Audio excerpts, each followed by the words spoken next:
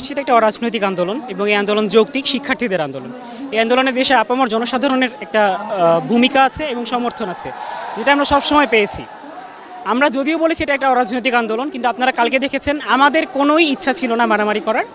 একটা নির্দিষ্ট গোষ্ঠী, একটা নির্দিষ্ট দল, আমাদের নাম বলতে অসুবিধা নেই, সেটা ছাত্রলীগ, তারা এই আন্দোলনকে পরিকল্পিতভাবে রাজনৈতিক বানিয়েছে।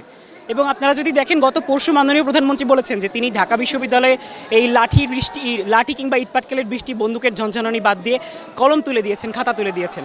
একদিন পরে কিন্তু ছাত্রলীগ তাদের হাতে খাতা কলমগুলো দেখিয়ে দিয়েছে। এবং তাদের হাতে খাতা কলমগুলো কী ছিল? তাদের হাতে খাতা কলম ছিল হকি স্টিক, তারা নিয়ে এসেছিল রড, লোহা ইত্যাদি।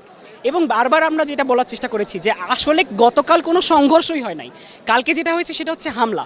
সংঘর্ষ হওয়ার জন্য দুই পক্ষের মারামারি করতে হয়, আমাদের দুটো হাত ছাড়া কালকে কিছুই ছিল না, যার ফলে কালকে আমরা বেধড়ক পেটন খেয়েছি। এবং আপনারা যদি দেখেন মানুষকে যেভাবে মারতে পারে, ছাত্রলীগ কালকে তার সমস্ত সীমা অতিক্রম